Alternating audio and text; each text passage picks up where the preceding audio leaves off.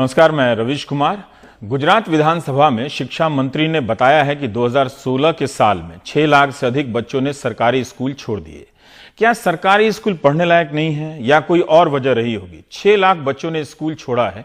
इसी तरह गुजरात के स्कूलों में 17,000 से अधिक कमरे नहीं हैं। सरदार पटेल के गृह जिले में 269 स्कूल हैं, मगर वहां 892 कमरे कम हैं। कमरे कम होते हैं तो 2 से 3 क्लास के बच्चे एक ही कमरे में बैठकर पढ़ रहे होते हैं, तो सोचिए क्या पढ़ाई होती होगी। और किसे पता नहीं है ये सब। सरदार पटेल की प्रतिमा का बजट भी देखना चाहिए। शुक्रगुजार होना चाहिए कि सरकार ने 3,000 करोड़ ही खर्च किए, वरना तो वो 6,000 करोड़ भी खर्च कर सकती थी। बिहार में भी प्रतिमाओं की सख्त जरूरत है। बिहार के महापुरुषों की जिस तरह से उपेक्षा हुई है, उसे देखते हुए कम से कम 10,000 करोड़ का बजट बनना चाहिए। क्या आपको यह जानकर फर्क पड़ता है कि बिहार के सरकारी अस्पतालों में 43% ही डॉक्टर हैं, 67 डॉक्टर कम है, 67%। इतने डॉक्टर नहीं है तो मरीजों की क्या हालत होती होगी। नर्स तो 29% ही हैं, तो तीमारदारी की क्या हालत होती होगी। तो बिहार सरकार का शुक्रिया, उसने ये बात किसी से छिपाई नहीं, सुप्रीम कोर्ट में हलफनामा देकर सच्चाई बता दी। इस कमी को बिहार जल्दी दूर कर सकता है अगर हर शहर में महापुरुष प्रतिमा निर्माण योजना लॉन्च हो जाए। यह जानकारी इसलिए नहीं दी कि स्कूल और अस्पताल को लेकर लोग सोचने लगे, इसलिए दी ताकि व्हाट्सएप में गुड मॉर्निंग मैसेज आप भेजते रहें। अब उपभोक्ता अधिकार कानून की बात करते हैं। मान लीजिए आप किसी होटल में कमरा बुक करते हैं, आप होटल पहुंचते हैं और बाहर पुलिस आपको रोक देती है। ऐसे में आपको उपभोक्ता अधिकार कानून क्या आपके लिए उपाय दे सकता है, किस तरह से सुरक्षा दे सकता है? कर्नाटक कांग्रेस के नेता है DK शिवकुमार। मुंबई के रेनासा होटल में जाना चाहते थे। मुंबई एयरपोर्ट से सीधे पोवई पहुंच गए रेनासा होटल। पुलिस के हाथ में विधायकों का पत्र था, शिवकुमार के हाथ में होटल में कमरे की बुकिंग का कागज। पुलिस ने शिवकुमार को रोक दिया, कहा कि विधायकों ने पत्र लिखा है, उन्हें सुरक्षा चाहिए, क्योंकि डर है कि शिवकुमार और मुख्यमंत्री कुमारस्वामी कभी भी अंदर धमक सकते हैं।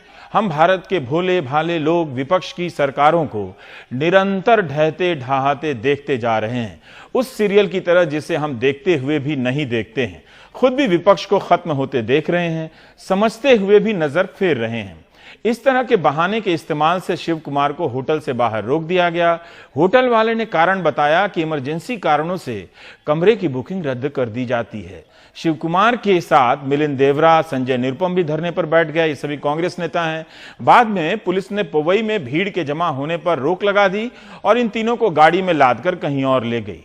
होटल के बाहर पुलिस का बंदोबस्त कर दिया, कहीं कुमारस्वामी ना आ जाएं शिवकुमार के बाद। ये तमाशा आप इसलिए देख रहे हैं क्योंकि इससे भी बड़ा तमाशा आप देखने वाले हैं। शिवकुमार अनोखे कांग्रेसी बताए जा रहे हैं इस वक्त, एक ऐसे वक्त में जब कांग्रेस के नेता पस्त नजर आ रहे हैं। शिवकुमार सामने से लोहा ले रहे हैं। उस मोर्चे पर पहुंच गए जहां ईमानदार और लोकतंत्र की शुभचिंतक शक्तियों ने उनकी पार्टी के विधायकों के ठहरने का इंतजाम किया है, जिसका पता उनकी पार्टी को नहीं है। यह दृश्य कतई दुखदाई नहीं है, क्योंकि ऐसे दृश्य आप पहले भी देख चुके हैं। सुखद यह है कि देखने वालों को एक एक कर विपक्ष के खत्म किए जाने वाले इन प्रयासों से गजब की राहत मिल रही है। उम्मीद है न्यूज चैनल अपना फर्ज निभा रहे होंगे। होटल के बाहर शिवकुमार और होटल के भीतर बागी विधायक ST सोमशेखर, इन दोनों के बयान सुनिए। सियासी बयानों में वियोग की ऐसी अभिव्यक्ति पहले कभी नहीं सुनी। एक मिलने के लिए मनुहार कर रहा है तो दूसरा ना मिलने का उद्गार पेश कर रहा है। भारत की राजनीति में राजनीति के खत्म होने से पहले का यह वाकया वाकई सारगर्भित है। इसे नहीं समझना ही आने वाले कल के हित में है, और आप सभी ऐसा कर भी रहे हैं। मैं देखिए, विधायक शिवकुमार जी क्या कहते हैं, मैं अपने दोस्तों से बिना मिले नहीं जाऊंगा। वे मुझे फोन करेंगे, उनका दिल टूट जाएगा। मैं उनके संपर्क में हूं, दोनों के दिल धड़क रहे हैं। मेरे पास दिल है, हथियार नहीं है। हम राजनीति में एक साथ पैदा हुए हैं, हम एक साथ मरेंगे। होटल को मेरे जैसे कस्टमर पर गर्व करना चाहिए था। मैं मुंबई को प्यार करता हूं, मैं इस होटल को भी प्यार करता हूं। होटल को प्यार करने वाले पहले विधायक भारत के शिवकुमार। उन्हें कमरा कैंसिल करने दो। मेरे पास और भी कमरे की बुकिंग है। हम भाई भाई हैं, हमारे बीच इतनी जल्दी तलाक नहीं हो सकता। मैं उन्हें लेकर ही जाऊंगा। कोई भी कभी भी बदल सकता है। राजनीति में 7 जन्म होता है, हम साथ मरेंगे। शिवकुमार के एक डायलॉग राजनीति में उन चीजों को पुकार रहे थे जो कब की खत्म हो गई है। उनकी बातें बहुत पहले पढ़कर भुला दी गई कविता की तरह मेरे कानों में गूंज रही हैं। सियासत में वियोग के लम्हे को शिव कुमार ने अमृतत्व प्रदान किया है। आज अगर न्यूजीलैंड की टीम शिव कुमार के इन बयानों को सुन लेती तो भारत से नहीं जीतती, भारत से खुशी खुशी हार जाती। कहती कि हमें शिव कुमार के बयानों से प्रेरणा मिली है। उधर बागी भी कम कवि नहीं है, विधायकों ने भी इस अंदाज में बयान दिए हैं। वे होटल में बंद हैं मगर उनके दिल भी धड़क रहे हैं, उदासी में या खुशी में, ये तो मिलने पर पता चलता। सियासत में पार्टी छोड़कर जाने वाला मुड़कर नहीं देखता है, वो अतीत के दिनों को नहीं गिनता है, जाने के बदले जो मिलता है उसे गिनने में लगा रहता है। यहां गिनने का अर्थ पैसा नहीं है, खुशी भी हो सकती है। हमने उनके बयानों को उठाकर इस ग्राफिक्स पटल पर सजाया है। मुंबई में दर्द दिल कब का दर्द डिस्को हो चुका है, पॉलिटिक्स में दर्द खिस्को नया आया है। तो विधायक जी कहते हैं, हम डीके शिव कुमार का अपमान नहीं करना चाहते, हम उन पर भरोसा करते हैं, लेकिन कुछ कारण है जिससे हमने यह कदम उठाया है। दोस्ती, प्यार, अनुराग एक तरफ, हम उनसे गुजारिश करते हैं कि वे समझने की कोशिश करें। हम उनसे गुजारिश करते हैं कि वे समझने की कोशिश करें कि हम क्यों आज उनसे नहीं मिल सकते हैं। Go back, go back. यकीन जानिए, कठोर हो चुकी राजनीति में प्रेम और वियोग का ऐसा मणिकांचन योग पहली बार देख रहा हूं। वियोग में प्रेम की इस सुंदरतम अभिव्यक्ति पर मुंबई पुलिस का निष्ठुर पहरा है, चेहरा नहीं है, पहरा है। बागी विधायकों की पीड़ा को भी समझिए। उनकी हालत उस कस्टमर की तरह है जो अपनी कार बेचने के बाद वापस खरीद लाना चाहते हैं इमोशनल होकर, मगर नई कार की चमक में पुरानी कार की उदासी खो जाती है। वे फिर नई कार के उमंगों में तैरने लगते हैं। परंपरा है, एक सभ्यता है, संस्कृति है। मेहमान जो हमारा होता है वो भगवान से प्यारा होता है। एक राज्य के दो बड़े मंत्री, सम्मानित मंत्री आके अपने साथियों से मिलना चाहते हैं, उनको मिलने देने से रोकने, उनको सड़क पे, गटर पे घंटों से बैठा के रखने, यह जो काम हो रहा है यह महाराष्ट्र का नाम कलंकित कर रहा है। कंज्यूमर कोर्ट जाएंगे। अब ये सवाल शिव कुमार जी से पूछिए, उन्होंने बुकिंग की थी और बिल्कुल ये गलत है।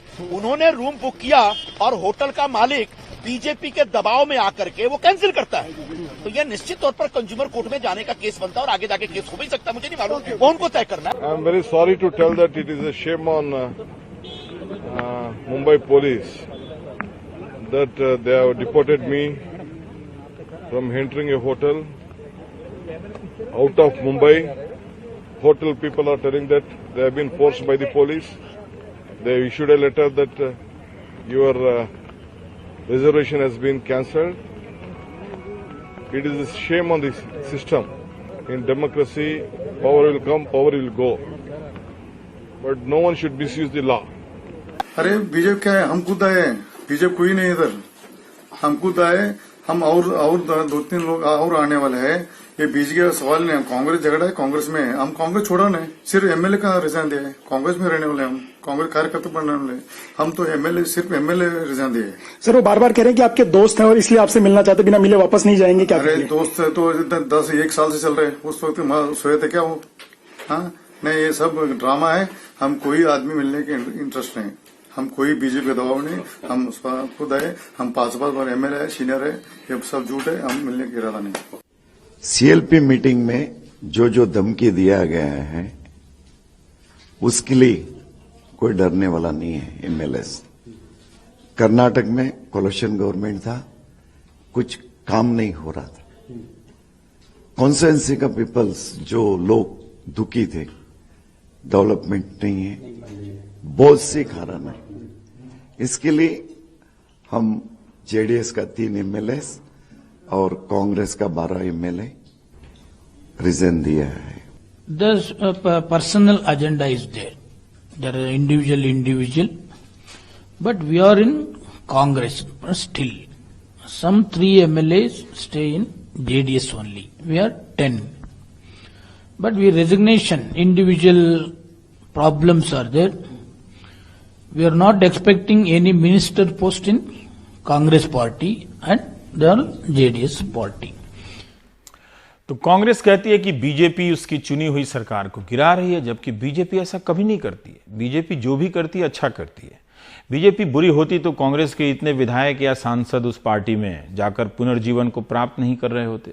हाँ, और येदियुरप्पा जी नहीं कहते कि हम सन्यासी नहीं हैं जो बैठे रहें और सब देखते रहें। बताइए, मैं बीजेपी की तारीफ कर रहा था, येदियुरप्पा जी कह रहे हम सन्यासी नहीं है। खैर, वो ज्यादा समझते होंगे कि वो क्या है। इस बात में भी विराट भाव है। एक सरकार अज्ञात कारणों से गिर रही है। अज्ञात इसलिए कि हम जानते हुए भी नहीं जानना चाहते हैं। यह सबसे सुखद क्षण होता है। सरकार गिराने की इस खेल में पैसे का हिसाब कौन जान सकता है। 2 साल में इलेक्टोरल बॉन्ड के जरिए जो चंदा आया वो 985 करोड़ का है। 985 करोड़ में सिर्फ 70 करोड़ विपक्षी दलों को मिले हैं। इसमें कांग्रेस सहित सभी दल शामिल हैं। 985 करोड़ में से 915 करोड़ बीजेपी को मिले हैं। 92.5% चंदा बीजेपी को गया है। हिसाब 2016-17 और 2017-18 का है। एसोसिएशन फॉर डेमोक्रेटिक रिफॉर्म का अध्ययन है। चंदे का ये हिसाब पूछ रहा है कि क्या खास तरीके से राजनीति में असंतुलन पैदा किया जा रहा है। विपक्ष को कमजोर करने का यह तरीका अच्छा है। जैसा कि मैंने कहा, यह तो हमेशा से होता रहा है। कॉरपोरेट नौकरी नहीं दे रहा है मगर चंदा दे रहा है, वो भी एक ही तरफ दे रहा है। भारत के लोकतंत्र में कॉरपोरेट का यह योगदान विपक्ष के खात्मे के लिए नहीं बल्कि पारदर्शी तरीके से चंदा देने के लिए याद किया जा सकता है। बाकी व्यंग्य को समझना इतना आसान नहीं है, सबके बस की बात भी नहीं है। इसलिए कुछ भी हो जाए, व्हाट्सएप में गुड मॉर्निंग मैसेज भेजते रहना है, भले ही शाम हो जाए।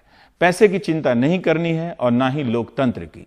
जब तक समय समय पर ऐसे विधायकों के वीडियो आते रहेंगे, वायरल होते रहेंगे, तब तक यकीन रखिए भारत के लोकतंत्र को कुछ नहीं होगा। विधायक की भुजाओं का भूगोल बता रहा है कि अपने स्वास्थ्य पर काफी ध्यान देते रहे हैं। वोट देने वाली जनता की सेवा तो करते ही होंगे एक्स्ट्रा टाइम में। यह वीडियो विधायक के निजी उल्लास के क्षण का है। वे अपने निजी क्षणों में बंदूक डांस कर रहे हैं। जब दुनाली से मन भरता है तो मुंह में पिस्तौल दबा लेते हैं।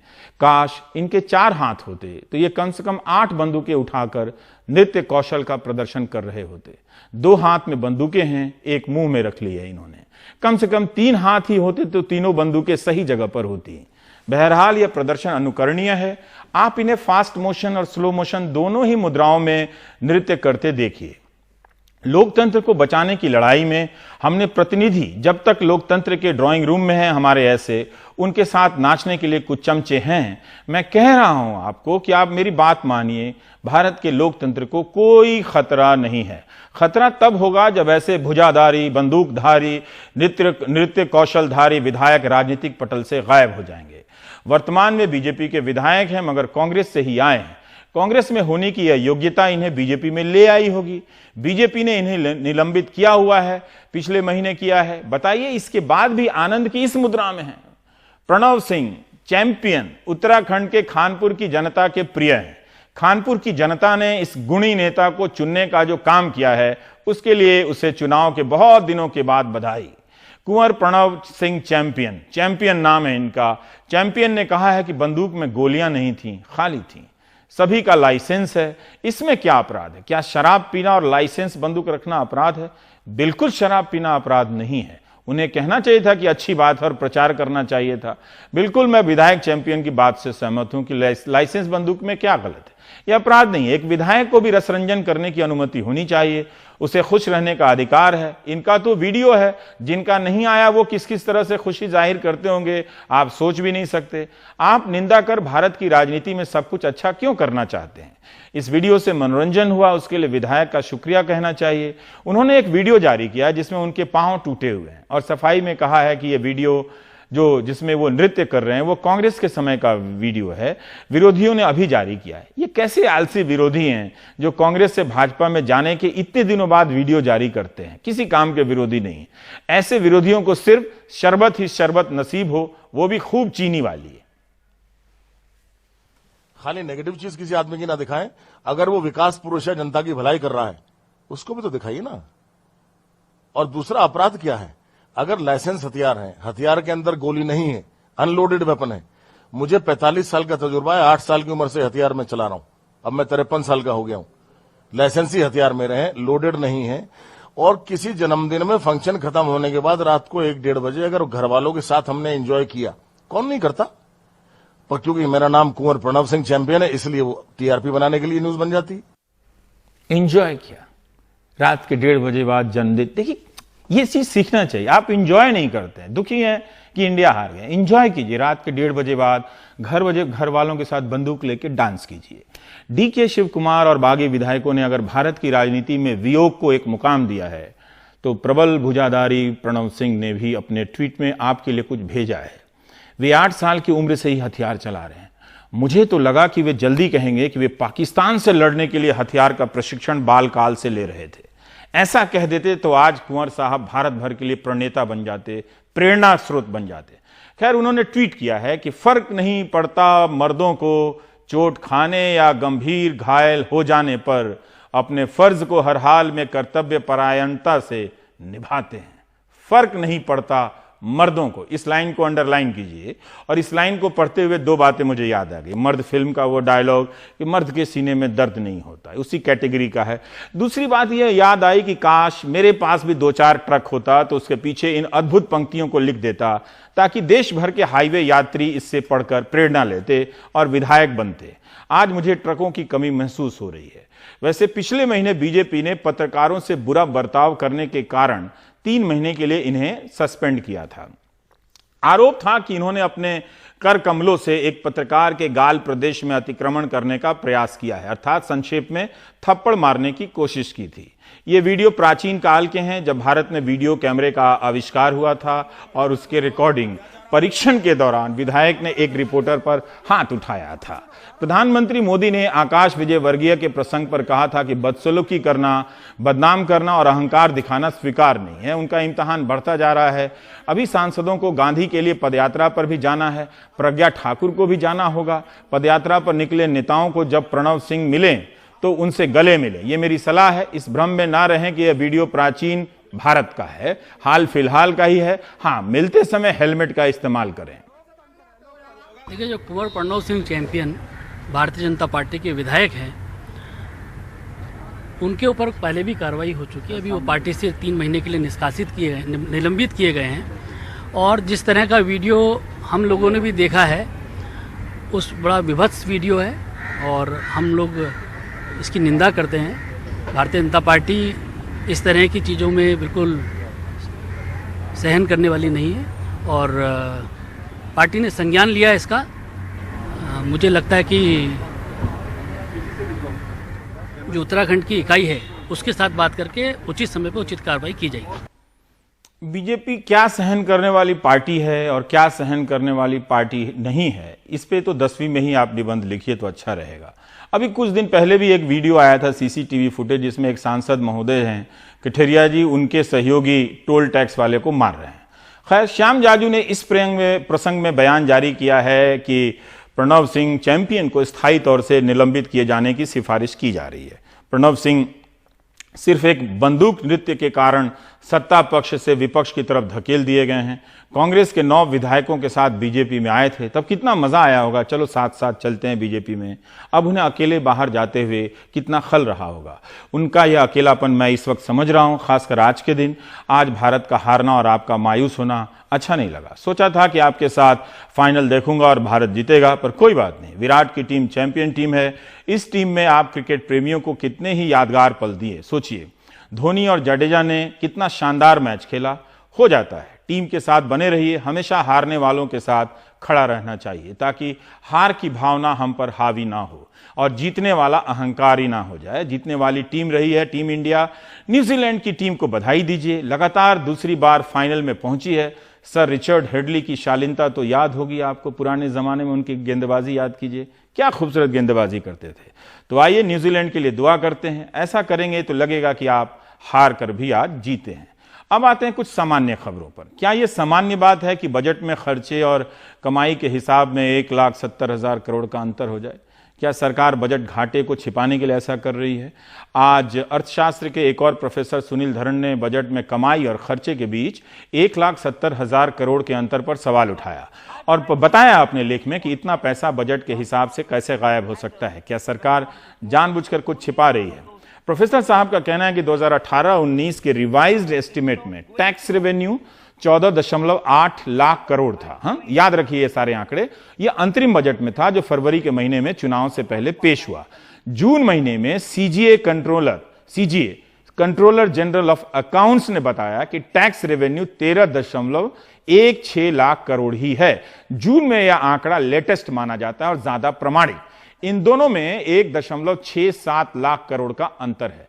14.8 लाख करोड़ के टैक्स रेवेन्यू के हिसाब से भारत का वित्तीय घाटा कम लगेगा, लेकिन 13.16 लाख करोड़ का डेटा लेंगे तो वित्तीय घाटा ज्यादा लगेगा, क्योंकि राजस्व कम है, कमाई कम है और खर्चा ज्यादा दिख रहा है, तो वित्तीय घाटा बढ़ जाएगा। अगर सरकार ने खर्चे में कमी की होगी तो ऐसी स्थिति में होगा यह कि वित्तीय घाटा कम दिखना चाहिए, लेकिन वित्त मंत्री हर बार कह रही हैं कि खर्चे में कोई कमी नहीं की गई है, तो यह प्रश्न चला जाता है। 2018-19 में सरकार ने बताया था कि कितना कमाएगी।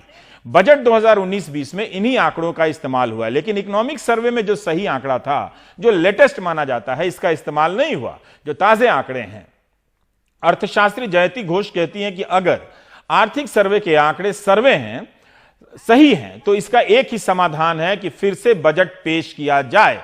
इसे लेकर सदन में सवाल जवाब भी हुआ और वित्त मंत्री ने जवाब भी दिया।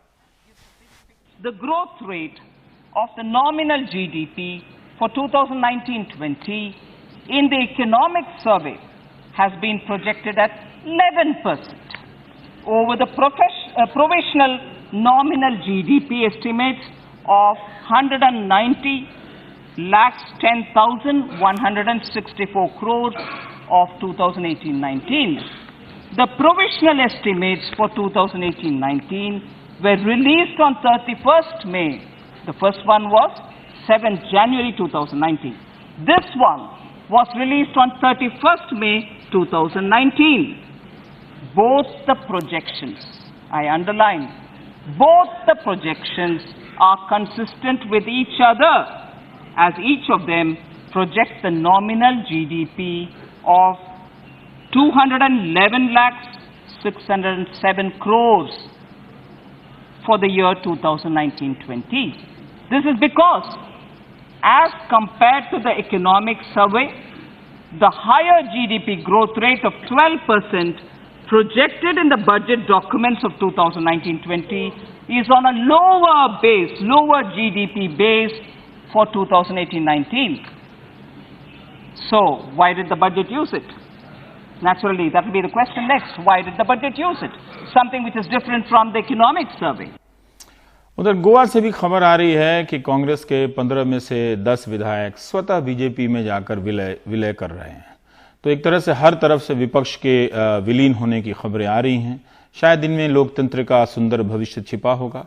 श्रीनिवासन जैन ने जो निर्मला सीतारमण कह रही हैं, उसी के संदर्भ में एक पॉइंट लिखा है अपने लेख पर ndtv.com पर, और हम समझते हैं कि इसे सुनते हुए समझना थोड़ा मुश्किल है, लेकिन इतना भी मुश्किल नहीं कि आप समझ ही ना सकें। आपको बता दें कि आर्थिक सर्वे में वित्तीय घाटा जीडीपी का 3.4% बताया गया है और बजट में कहा गया है 3.3% वित्तीय घाटा है। आखिर घाटे पर पर्दादारी क्यों है? आपको यह भी समझना है कि सीजीए यानी कंट्रोलर जनरल ऑफ अकाउंट्स ही अधिकृत डेटा देता है वित्तीय घाटे के बारे में। अगर उसके आंकड़े को बजट में जगह नहीं मिल रही है या उसकी प्रामाणिकता नहीं है, सीजीए के नंबर सही नहीं है, तो रतिन रॉय का कहना है कि इसका एक ही मतलब हो सकता है कि भारत में वित्तीय आंकड़ों का ढांचा, जो सिस्टम है, वो कोलैप्स कर गया, ढह गया है। रतिन रॉय प्रधानमंत्री मोदी की आर्थिक सलाहकार परिषद के सदस्य हैं। बहरहाल श्रीनिवासन ने अपने लेख में और समझाया कि 2018-19 के रिवाइज्ड एस्टीमेट में कुल राजस्व रेवेन्यू कमाई 17.3 लाख करोड़ का बताया गया था अनुमानित। आर्थिक सर्वे में कहा गया कि कुल राजस्व 15.6 लाख करोड़ का ही रहा। दोनों के बीच अंतर रहा 1,70,000 करोड़ का। 2018-19 के बजट में सरकार ने कहा कि 24.6 लाख करोड़ खर्चे किए जाएंगे। आर्थिक सर्वे में कहा जाता है कि 23.1 लाख करोड़ ही खर्च हुआ, यानी खर्चा कम हो गया, 1,50,000 करोड़ खर्चा कम हुआ। ऐसा है कि जो बजट आया है ना, बजट में जो आंकड़े दिए गए हैं वो वही आंकड़े हैं जो फरवरी वाले बजट में दिए गए थे। हाँ, जबकि अभी जून में जो सीएजी की रिपोर्ट आई वो दिखाती है कि जो टैक्स कलेक्शन था वो 1,60,000 करोड़ रुपए से कम था। तो इसका मतलब है कि अगर हमको फिस्कल डेफिसिट वही रखना है 3.4%, तो हमारा जो खर्च है, जो एक्सपेंडिचर है, वो भी 1,60,000 करोड़ रुपए से कम हो जाना चाहिए। लेकिन जब ये बजट आया तो हमने देखा कि आंकड़े वही हैं जो फरवरी वाले बजट में थे। यानी कि जो 1,60,000 करोड़ रुपए का जो रेवेन्यू कम हुआ, हाँ, वो इसमें नहीं है और एक्सपेंडिचर भी वही है। तो इसका मतलब है कि जो आंकड़े दिए जा रहे हैं वो सही नहीं है, क्योंकि सीएजी को फाइनल आंकड़े दिए जाते हैं और सीएजी फिर उसके बाद अपना डिस्कशन करता है मिनिस्ट्री के साथ कि आंकड़ों में क्या फेरबदल हुआ, क्यों हुआ, और मिनिस्ट्री अपना पॉइंट ऑफ व्यू फिर रखता है उसमें और फिर फाइनलाइज होते हैं। तो ये फाइनल आंकड़े तो वही होने चाहिए थे जो सीएजी के होने चाहिए थे, लेकिन यहाँ पे वो आंकड़े दिए नहीं गए हैं। तो इसका ये मतलब निकलता है कि या तो हमारा फिस्कल डेफिसिट जो फिगर दिया गया है पिछले साल के बारे में हमारे अभी के बजट में वो गलत है, हाँ? या कुछ और चीज़ गलत है कि हमारा एक्सपेंडिचर जो है वो गलत दिखाया जा रहा है, जिससे कि हम रेवेन्यू के टारगेट जो है 1,60,000 करोड़ जो कम है ना, उसको हम मतलब जो कहीं से मेकअप कर रहे हैं कि एक्सपेंडिचर हमने कम कर दिया है या क्या किया है। तो एक ना एक चीज़ तो गलत है, एक्सपेंडिचर और या फिस्कल डेफिसिट, है ना, दोनों चीज़ें सही नहीं हो सकती हैं। अगर सीएजी के आंकड़े की 1,60,000 करोड़ रुपए कम मिला हमें टैक्स रेवेन्यू, वो बात सही है और सीएजी की बात ही सही होगी, क्योंकि सीएजी को फाइनल आंकड़े मिलते हैं। अब सवाल उठता है कि अगर 1,60,000 करोड़ रुपए काट दिया गया है, जिससे कि रेवेन्यू जो फिस्कल डेफिसिट है वो 3.4% पे ही रहे, तो कहाँ कहाँ काटा गया है।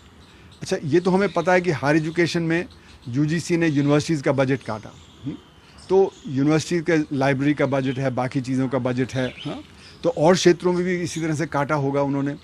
तो अगर ये सब काटा है तो इसका असर क्या है हमारी अर्थव्यवस्था पे? अर्थव्यवस्था पे असर ये होगा कि जब हम एक्सपेंडिचर काट देंगे तो जो रेट ऑफ ग्रोथ कम हो रहा है वो और भी कम हो जाएगा, क्योंकि जो अगर हमारा एक्सपेंडिचर कम होगा तो मतलब अर्थव्यवस्था में डिमांड कम हो जाएगी, और जैसे जैसे डिमांड कम होती है तो रेट ऑफ ग्रोथ और कम हो जाता है। पहले ही हमारे जो अभी लास्ट ईयर का जो आखिरी क्वार्टर था उसमें है कि 5.8% की रफ्तार से अर्थव्यवस्था बढ़ रही है। हाँ? भारत की हार के बाद न्यूज चैनल आप दर्शकों को भटकाने के लिए सवाल पूछ रहे हैं कि इस हार का विलेन कौन है, और आप विलेन खोजने में लग जाएंगे। यह सब इसलिए किया जाता है ताकि आपकी समझदारी इन बुनियादी बातों से बहुत दूर रहे और आप व्हाट्सएप में ही मगन रहें और 10-20 साल जिंदगी के और देश के निकल जाएं। ये सारी बातें हिंदी के दर्शकों और पाठकों तक नहीं पहुंचने दी जाती हैं, ताकि हिंदी का दर्शक या पाठक व्हाट्सएप करने के लायक ही बना रहे। यह सवाल आप पूछिए कि हिंदी के अखबारों में ऐसी जटिल चीजें क्यों नहीं होती हैं, चैनलों पर इन्हें क्यों नहीं विस्तार से समझाया जाता है। आपने जो मैच देखा है उस मैच में आप चैनलों के जरिए विलेन क्यों खोजना चाहते हैं? तो फिर विराट कोहली से कहिए कि अगले मैच में ओपनिंग 2 चैनलों के एंकरों से करवा लें, फिर मैच जीत जाएंगे। इधर वित्त मंत्रालय ने एक स्पष्टीकरण जारी किया है, कहा है कि वित्त मंत्रालय में मीडिया के प्रवेश पे कोई रोक नहीं लगी है, क्योंकि उनको मंत्रालय में आने जाने के लिए एक प्रक्रिया बना दी गई है। जिसे पत्रकार रोक कह रहे हैं उसे वित्त मंत्रालय प्रक्रिया कह रहा है। अब इसे भाषा को भी समझिए। पत्रकारों ने वित्त मंत्री से कहा था, ये उस स्पष्टीकरण पत्र में लिखा है कि उनके इंतजार करने के लिए कोई वेटिंग रूम नहीं है, तो उनके लिए अब व्यवस्था कर दी गई है। गेट नंबर 2 नॉर्थ ब्लॉक के बाहर इंतजाम कर दिया गया है, जहां चाय पानी कूलर वगैरह होगा, लेकिन मंत्रालय में उनका प्रवेश पहले से तय अपॉइंटमेंट के आधार पर ही होगा। इसी पर तो विवाद है, लेकिन जवाब में जोड़ दिया गया कि बिस्कुट नाश्ता नमकीन बिस्किट का भी इंतजाम कर रहे हैं। वित्त मंत्रालय करने वाले कवर जो करते हैं पत्रकार, वो संतुष्ट नहीं है। सुमेश झा उनमें से बड़े श्रेष्ठ पत्रकार हैं, जिन्होंने पिछले साल 45 साल में सबसे अधिक बेरोजगारी वाली रिपोर्ट ब्रेक की थी, याद कीजिए, जिसे उस वक्त गलत बताने के लिए सरकार ने तरह तरह के बयान दिलवाए और उसे रिजेक्ट कर दिया। मगर चुनाव के बाद क्या हुआ, कुछ बदलावों के साथ मान लिया कि 45 साल में सबसे अधिक बेरोजगारी है। इसलिए आप मूल चीजों को छोड़कर हार के विलन के सवाल में लगे रहिए, तभी आपका व्हाट्सएप में रहना सार्थक हो पाएगा। यह इसलिए भी संभव हो सका, वित्त मंत्रालय के सुमेश की ये रिपोर्ट इसलिए भी संभव हो सकी क्योंकि सुमेश झा जैसे पत्रकार पीआईबी कार्ड के जरिए लोगों से मिलते जुलते रहते हैं नजर बचा के। अब अगर अपॉइंटमेंट से मुलाकात होगी तो उसका रिकॉर्ड हो जाएगा, कोई अधिकारी असली खबर नहीं बताएगा ऑफ रिकॉर्ड। तो सुमेश झा की प्रतिक्रिया सुनिए, क्या नुकसान होगा। बजट बनने की प्रक्रिया के दौरान आम आदमी और पत्रकारों पे नॉर्थ ब्लॉक के अंदर जहां पे वित्त मंत्रालय है उनके प्रवेश पर अंकुश लग जाता है। लेकिन जब यह बजट लोकसभा में आया शुक्रवार को, उसके बाद जब सोमवार को पत्रकारों ने नॉर्थ ब्लॉक में जाने की कोशिश करी, क्योंकि तरह तरह के सवाल थे जो उनको पूछने थे सचिवों से और मंत्री लोगों से भी और दूसरे तरह के ऑफिशियल से भी। लेकिन उस जो अंकुश है वो लगा रहा। सोमवार को भी ये बताया गया कि अभी तक वो अंकुश हटा नहीं है, कोई ऑर्डर आए नहीं है ऊपर से अंकुश हटाने के लिए। जब इसके ऊपर और जांच की गई तो ये पता लगा कि जो क्वारंटीन जिसे कहते हैं वो जर्नलिस्ट लोगों के लिए हटा ही नहीं है। और एक जो PIB एक्रेडिटेशन मिलता है पत्रकारों को, वो अभी इसलिए मिलता है जिससे कि पत्रकार लोग हर तरह के मंत्रालय में जाकर अपने सवाल है जो दर्शकों को या फिर जो आम नागरिकों को जानने हैं वो पता उसके बारे में उसके सवालों के जवाब ले पाए। लेकिन ये क्वारंटीन ना हटने के चलते ये नहीं हो पा रहा है। और जब ये वित्त मंत्री निर्मला सीतारमण जी को बताया गया तो उन्होंने कल एक मीटिंग भी बुलाई गई कुछ पत्रकारों के साथ, लेकिन उन्होंने यह माना नहीं, हमारे निवेदन को नहीं माना कि हमें जैसे पहले प्रवेश करने का एक सिलसिला जारी था वो उन्होंने बोला कि अब फिर से नहीं रहेगा वैसा। और अगर आपको अंदर आना है नॉर्थ ब्लॉक के अंदर फाइनेंस मिनिस्ट्री या वित्त मंत्रालय के लोगों से मिलने तो आपको अपॉइंटमेंट लेके आना पड़ेगा। तो वो क्यों नहीं सही है, क्योंकि जब आप अपॉइंटमेंट लेते हैं कि आपने किसी ऑफिशियल से तो यह जरूर बाहर आ जाती है बात कि लोग उसको ट्रैक कर लेते हैं कि आप किससे मिलने गए हैं। तो उससे क्या होता है कि जो वहां पे ऑफिशियल है वो भी इतना ज्यादा मतलब कोशिश करता है कि उसकी आइडेंटिटी बाहर ना आए, इसलिए वो लोग भी फिर चाहते हैं कि पत्रकार लोग आकर उससे ना मिले।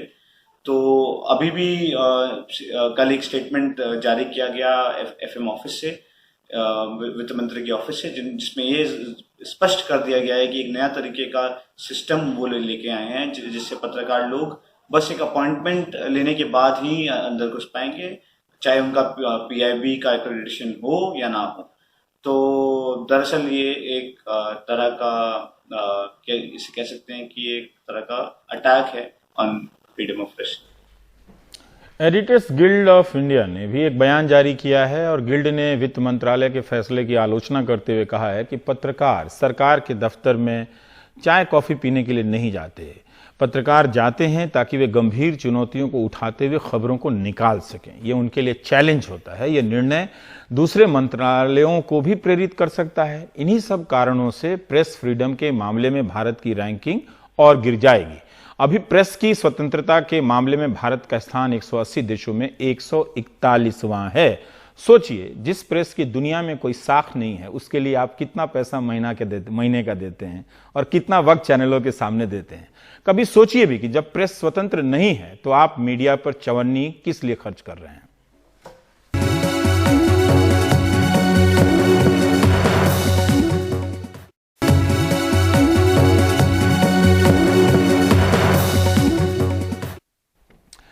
मध्य प्रदेश में 15 साल बाद सत्ता में लौटी कांग्रेस की कमलनाथ सरकार ने अपना पहला पूर्ण बजट पेश कर दिया है। बजट में कोई नया कर नहीं लगाया है। 2 लाख करोड़ से ज्यादा के इस बजट में 32,106 करोड़ रुपए के राजकोषीय घाटे का अनुमान है। सरकार ने इस बजट में जल अधिकार अधिनियम और नदी पुनर्जीवन कार्यक्रम की बात कही है।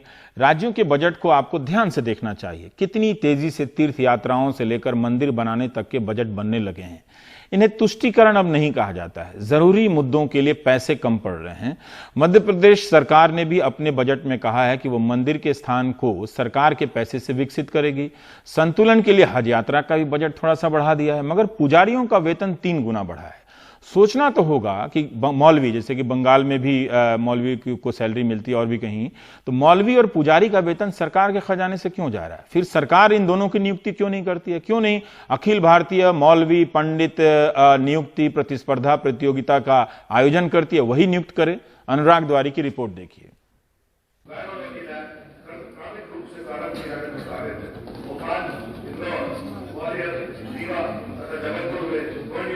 मध्य प्रदेश में जल का अधिकार, इंदौर की कान्हा समेत 40 नदियों को पुनर्जीवित करने की योजना, जलेबी और नमकीन की ब्रांडिंग, महिलाओं के लिए ई-रिक्शा, मनरेगा के लिए 2500 करोड़ रुपए, आवासहीनों को पट्टा, आदिवासियों के लिए हाट बाजार में खास ATM, 100 यूनिट बिजली का बिल 100 रुपए।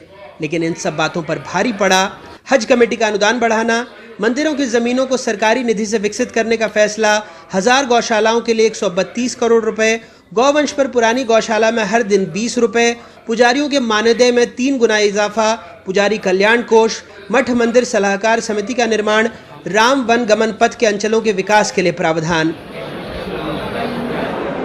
कांग्रेस के सॉफ्ट हिंदुत्व की छाप मध्य प्रदेश में कमलनाथ के पहले बजट में दिखाई दी, लेकिन सरकार को ऐसा नहीं लगता। हिंदुत्व नहीं है, ये यथार्थ का बजट है। अगर हम कुछ कहते हैं तो ये हिंदुत्व की भाषा हो जाती। क्यों भाई? हम सबको साथ में लेकर चलना चाहते हैं, चाहे किसी भी मजहब और धर्म और समाज के लोग हों। मध्य प्रदेश में सबकी बेहतरी के लिए योजनाएं रखी गई है और सबकी बेहतरी के लिए काम होगा।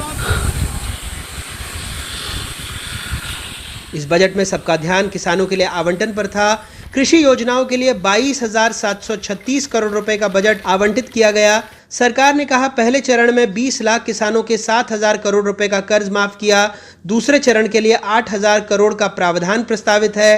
हालांकि 50 लाख से ज्यादा किसानों की कर्ज माफी पर लगभग 48,000 करोड़ रुपए का खर्च आना है, लेकिन सरकार के खजांची कहते हैं अभी तक कुल कर्जा जोड़ा ही नहीं गया। बीजेपी को लगता है सरकार ने सबको छला है। ये तो हमने रखा है 8,000 करोड़। कर्ज माफी के लिए जो भी पैसा लगेगा हम खर्च करेंगे। बट कितना लगेगा भाई? क्योंकि बहुत देखिए, ये हमने अलग अलग फिगर्स आ रहे हैं, बैंकों के फिगर्स भी आ रहे हैं। हमारे कई किसान भाई ऐसे हैं जिनके 4-4 खाते हैं, तो हम सारे हमारे पास आने दीजिए। अभी तक कैलकुलेशन नहीं हुआ है। Let it, I don't think it is a procedure which you think. SLBC and everybody said it's like 40,000 crore plus. I don't know, ये 48,000 करोड़ बताता है, कोई 40,000 करोड़ बताता है। ये आंकड़े इनके पास कहाँ से आई, हमें बता दे। ये दावे ठोकते थे, कहते थे हमारी फ्लैगशिप योजनाएं हैं, चाहे वो किसान का कर्जा माफी हो, चाहे युवाओं को रोजगार देने की बात हो, उसका बजट में कोई प्रावधान नहीं है। बजट भाषण केवल और केवल मुशायरा और कवि सम्मेलन जैसा था। विपक्ष को बड़ा ऐतराज सत्र में पटल पर रखने से पहले मध्य प्रदेश में पेट्रोल डीजल के दाम बढ़ाने पर भी था, जिसकी वजह से बजट भाषण से पहले खूब टोका टोकी हुई। जब 7 जून को अधिसूचना जारी हो गई थी बजट सत्र की, उसके बाद अभी से कुल मिला के 1 सप्ताह पहले टैक्सेशन करना, डीजल और पेट्रोल पर करारोपण करना राज्य के द्वारा। वैसे ही मध्य प्रदेश देश में सबसे महंगा राज्य है डीजल और पेट्रोल के मामले में, उस पर भी आपने टैक्स बढ़ा दिया। आपने जो स्टैम्प ड्यूटी है उसमें भी संशोधन किया, परिवहन और वाहनों पर भी आपने टैक्स बढ़ाया। ये सारी बातें जब बजट सत्र आहूत हो गया तो बजट भाषण में ही समाविष्ट हो जाना चाहिए, बाहर से नहीं कहा जाए। और यदि इन्होंने किया भी है तो उसकी जो अधिसूचनाएँ हैं वो सदन के पटल पे आज रखी जाना चाहिए थी, लेकिन वो भी नहीं रखी गई। कुल मिला के विधायकों के और विधायिका के पूरे अधिकारों का उल्लंघन किया गया है। सरकार ने सदन में यह भी बताया कि इंदौर में 18 और 19 अक्टूबर को मैग्निफिसेंट एमपी का आयोजन होगा, जिसमें राज्य में निवेशकों का ध्यान खींचने की कोशिश की जाएगी। कमलनाथ सरकार का पहला बजट राजनीति पर ज्यादा, अर्थशास्त्र पर कम केंद्रित दिखा। कुल मिलाकर जिस सॉफ्ट हिंदुत्व के मुद्दे पर कांग्रेस ने चुनाव लड़ा था, बजट में उसी की छाप दिखाई दी। भोपाल से कैमरा पर्सन रिजवान खान के साथ अनुराग द्वारी, NDTV इंडिया।